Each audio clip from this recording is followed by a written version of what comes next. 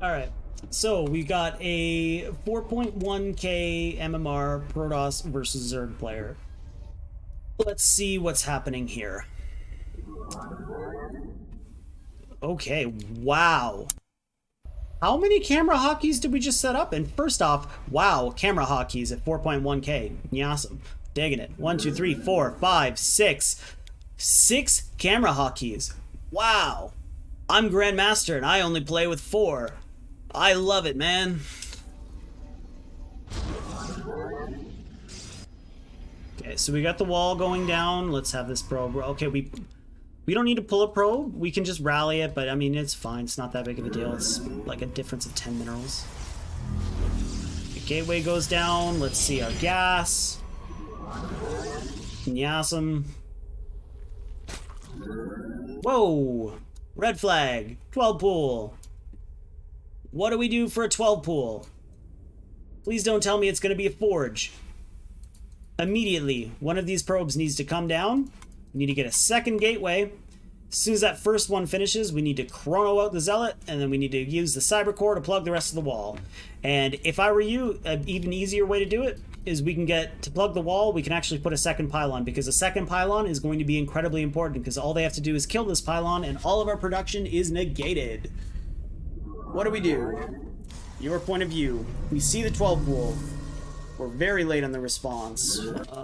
Sorry, I thought I had on your camera. I like it. We can hatch block, sure, but yeah, look, this probe's gonna be cheeky. It's sitting there trying to prevent you. Oh, wow. Alright, this guy took a playbook out of me. That's... So what is the purpose of this hatchery? If it finishes, awesome, you can kind of produce some units, you can get some creep, you can block your natural. But what this hatchery is really supposed to do is prevent you from getting up a wall. Because if it goes down, he can cancel it, and you don't have a wall anymore, and all of a sudden the floodgates are opened, and he opened them himself. The only other thing I can think to do is that he'd be spine rushing you, and if we're going to do that, you actually take the proxy hatch well before you take the pool. Oh, no! No! Okay. Take it off your camera. There's a small hole in the wall. I don't know if you thought this was a full wall or not, but there's a small hole in the wall. That's where the zealot's supposed to go. Until that zealot gets there, that probe needs to be plugging it. Is the probe going to last very long? No. But in this tight of a wall, only one Zergling will be able to attack it at a time. If that probe was there on hold position, guaranteed that zealot gets out in time and blocks the Zerglings.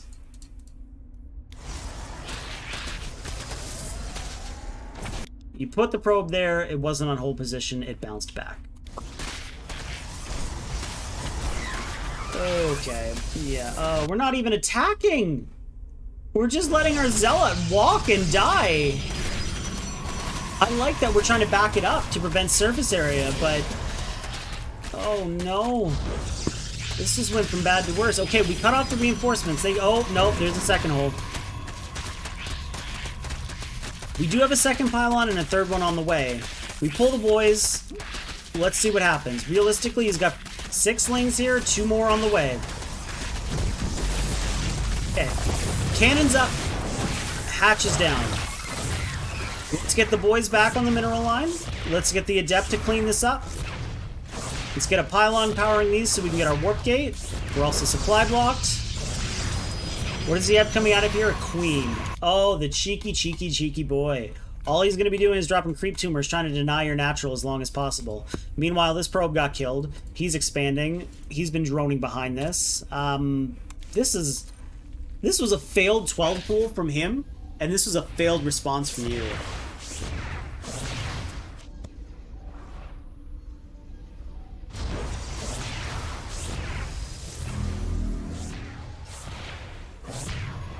So he even canceled the queen, I think, didn't he?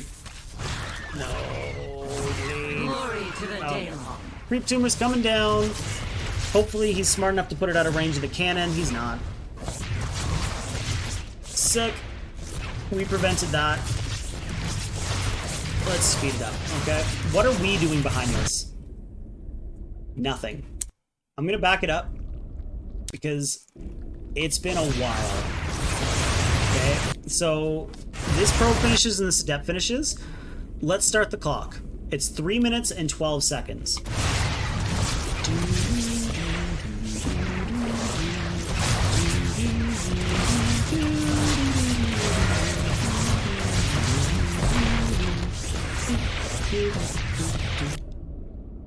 Okay. 14 seconds. We didn't produce or do anything.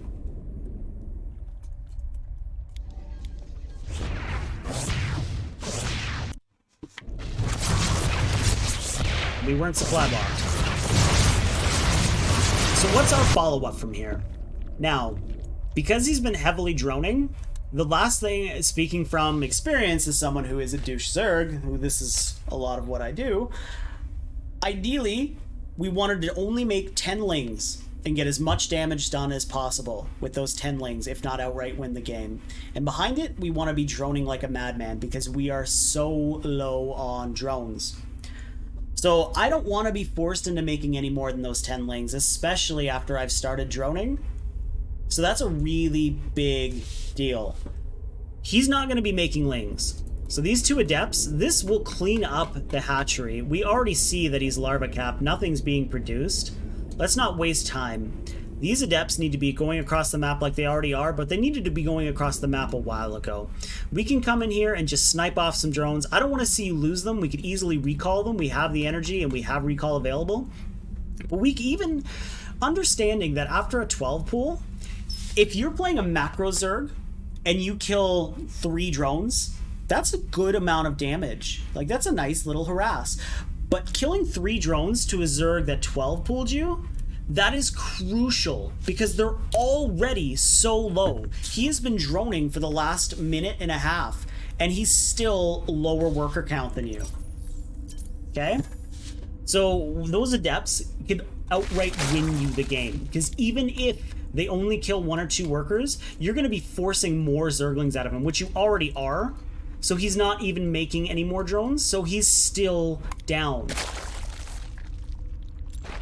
So what happens from your point of view?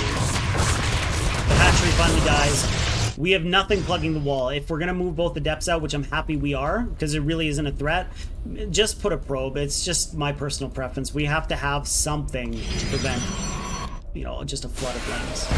Okay, so he's made lings. We see that. This is weird, but he's done damage to himself by doing this. We cancel the shade. I like it. No third. We have a Stargate on the way. Void Ray. That's exactly what I want to see. It's way too late for an Oracle. Void Ray, Twilight. Okay, snipe the Creep Tumor. Yasum. Void Ray goes and kills the Overlord. This Void Ray has got to be annoying now. It's got to be doing one of 2 things. Going around the map, sniping for Overlords, which is what you have done. Like, you've got it queued up. Sadly, there's no Overlords. But at least we did one of the things. The other thing it can be doing is just poking in. Even if it doesn't get any kills, just the threat of it alone really does help. Okay, so we're going immediately into a 3rd gateway, and Robo, what are we planning on doing? Are we just doing the 2-base Void Ray charge lot? Oh, look at the beautiful Creep Tumor snipes.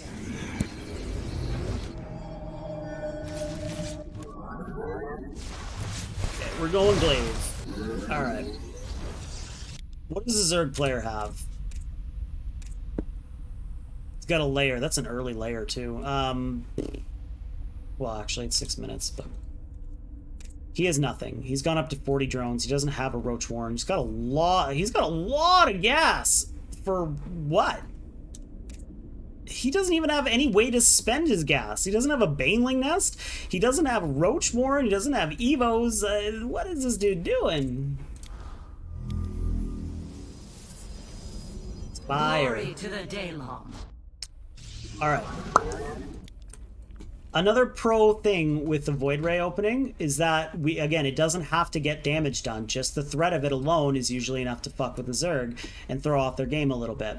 But a big advantage is the fact that it's a pretty beefy and fast unit. We can dive in as long as there's not like multiple queens here. We can dive in all day long with 1 queen here because it's only going to do shield damage. It's never going to do hull damage. We can pull back. So we can dive in the main, and we can scout a lot. Now, do we have vision of all these gases? No. But with these adepts, if we had a shaded in here and even canceled, we get vision of the gases. If I see a Zerg with double gases when I'm playing Protoss, if it was in response to me going Glaives, I'd understand and I wouldn't be alarmed. But this is follow-up after a 12 pool, and he has done no scouting since. He has no idea what you're doing. So, red flags are going. With that much gas, 9 times out of 10 is going to be a Mutalisk play, or it's going to be a Nidus play, but Nidus doesn't need nearly that much gas. So, we already have a Stargate. If we had scouted this Spire early enough, all we would need to do is throw down a second Stargate, and out of the first one, just chrono out Phoenixes. The natural counter to the Mutalisk. The firstborn shall persevere. Tumor deny. Alright, do we have any upgrades in these Lings? No, just Ling speed. Again, we kind of missed, I want to highlight that so you can see it. We kind of missed a volley of attacks there, okay? Snipe the creep tumor. Look, we're moving back. If we have to stutter step. So when you stutter step, we're right-clicking to move our units, and then we're hitting S so that they stop and attack. This was just a long move command, so we actually missed a volley. So we missed some damage on these Lings. So we took some bonus damage, and I don't want to say as a result we got cleaned up, because there was just too many Lings in the first place, but, you know, we could have sniped some more Lings. Recall, a little bit late, but we saved 2. Better than nothing. We're taking our third. Our third is late, but understanding the opening...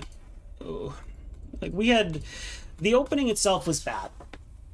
Both sides were down and low on money, but he did nothing to you for like the next 4 minutes. So we could have easily taken our third much quicker.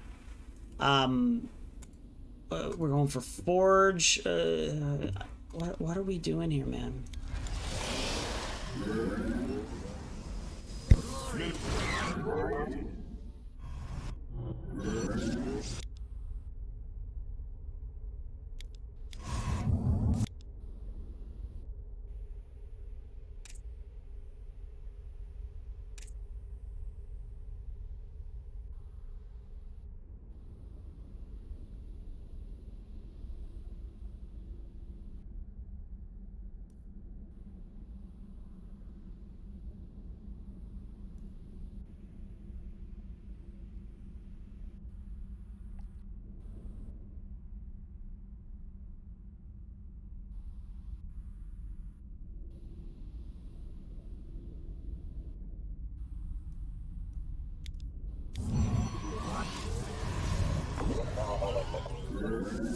Teleport success.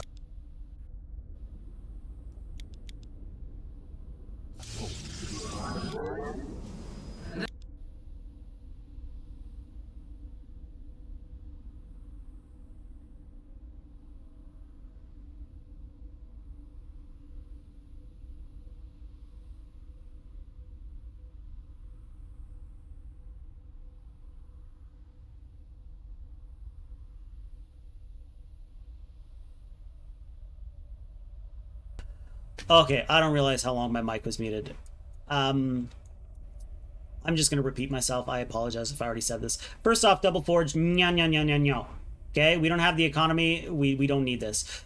We finally got a scout off with our observer. We see the Spire. We need Phoenixes, and we need them yesterday. We need cannons in each mineral line, not shield batteries. Shield batteries are fine against 3 or 4 Mutalisks, not 11. A cannon is not going to stop 11 Mutalisks, but it will do damage to them. Mutalisks are very fragile. A shield battery is not even going to have the chance to heal a probe, because all of our probes are going to be getting one-shot by this 11 Mutalisk ball. We're chronoing out Phoenixes. I love it. We need to see a second Stargate on the way. Oh, okay. Yeah, exactly. Okay. Playing with fire, my dude. The only way Phoenixes counter Mutalisks is because they move at the same speed and they have greater range. So we need to always be in motion.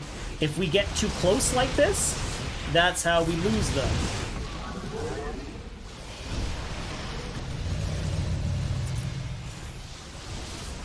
So, in your message to me, you specifically wanted to know who is ahead at the 9-minute mark. Let's take a look at the Workers Guild. Okay, so we've lost 12 probes. Let's take a look at our units. We're at 48 probes, 3 bases, versus a Zerg that is on 3 bases with 51 probes. We look at the army supply. The Zerg is massively ahead. We look at the economy, we're fairly even, because a Zerg should always be a base up. I mean, I see he's going for his 4th now. It's 3 minutes too late. But economically, we're fairly even. Like, let's look at the income. Yeah. So he's outmining you in gas because he's taken all of his gas geysers. But the minerals, like, there's 100 minerals per minute difference. It's not that big of a deal. We're even. It's the army supply. We have 11 adepts, and he's massing mutas. We don't need these adepts anymore, especially because it's 9 minutes in time. Let's sack them. If we can get something done, nyasam, sweet. But realistically, we just need to send them in to either get a bunch of drone kills, let them just die so we can free up some supply, or realistically what we're hoping for is the best of both worlds and getting some drone kills, but pulling the mutas home. If he's not under any threat, he's never going to stop harassing you with mutalisks. He's never going to stop because he doesn't have a reason to stop until we get the Phoenix count out. And if he can keep killing your mineral line, you ain't going to get that count up to anytime soon there, brother.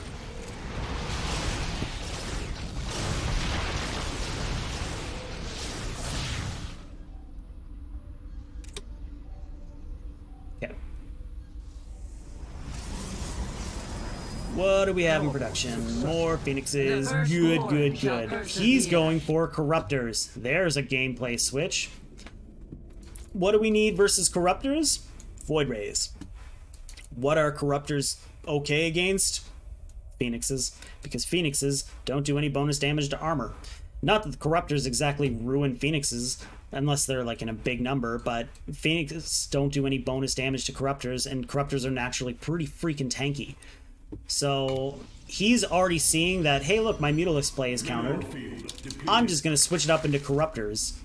I mean, sure. Like, this dude is... This Zerg is playing really weird, too. Mutation. So he's going for +2 air attack. What do we have for upgrades? We have +1 and glaives. We're finally moving out with our adepts. Yes. Look at that creep tumors going down. Let's kill some queens.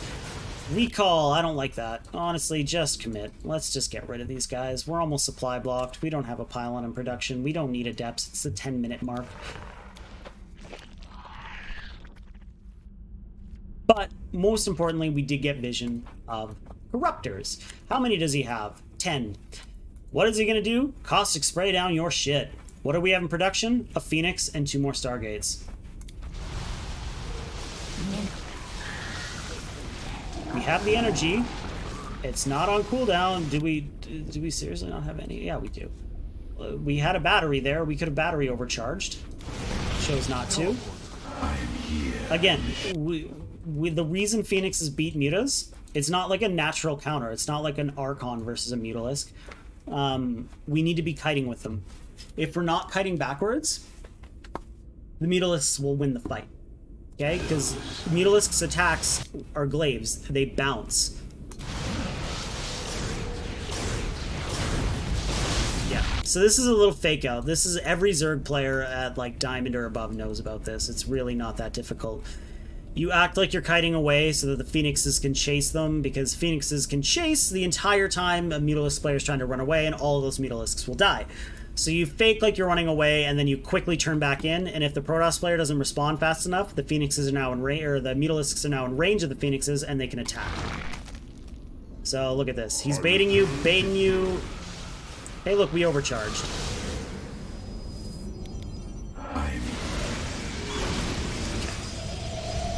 So at this point, it's pure Corruptor.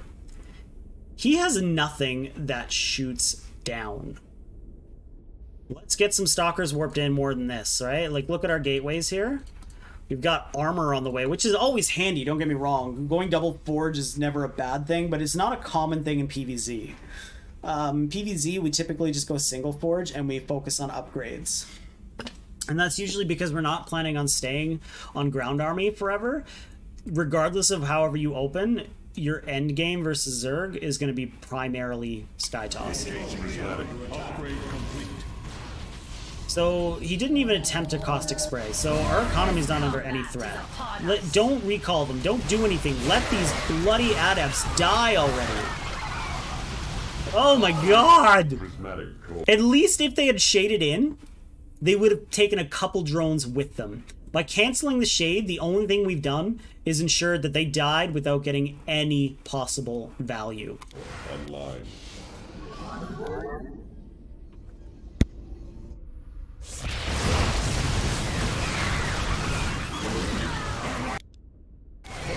Okay, so you GG out. Let's take a look at the units. We are massively ahead in the worker count. We are very far ahead in the mineral income.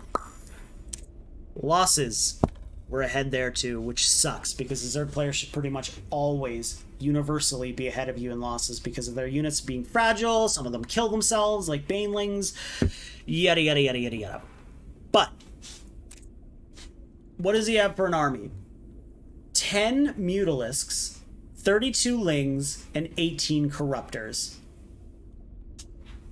All we needed to do to win this game, like 2 or 3 Archons would have won this game.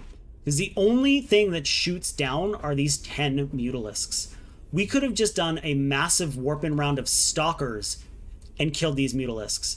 Now the Lings... sucks. We lost our Adepts. I wanted you to lose them. I've been telling you to lose them for a while now. But we have Charge. We could have warped in some more Zealots too. Like, look, we're on 7 gateways. And how many of them have a warp in? 1, 2, 3, 4. 1, 2, 3. These 2 are used. 4. This one's used. 5. Where's your other 2? Okay, so I guess that was a bad point, but we have 3 warp-ins available, and we have the money, we have the supply. It's hard to say, like, it is GG, because like these Lings are going to tear through that gateway, the floodgate's going to open, and look what he's producing behind it, more Mutalisks. I mean, he's got so much minerals, so much larva, like, look how much energy this queen has, lots of larva. This game should have been won because he should have been queuing up 1,000 Lings behind this to flood right on in. But he's not. He's got 3 more Mutalisks in production. We kind of just fell apart. Our scouting was really late. We saved our Adepts for no real reason for a long, long time. Then we ensured that they got 0 damage done by canceling the shade and letting them die to the Mutalisks and Zerglings that were chasing them, that both units moved faster. And we were just late to the game. Once we saw that it was like a lot of Corruptors, it's going to be either stupid like this one is, or it's going to be Broodlords. But do we really think that it's Broodlords? Not this early, considering the opening and considering the league we're in. It's just... I don't even know what to say about this. This is a really weird game. But we need to work on our scouting. We need to actually, if we're going to commit to an opening like the Glaives, we need to get some damage done or die trying. Like 50 cent this, alright? Oh, I hope this helped a little bit. I hope we got some insight. Good luck, have fun, man.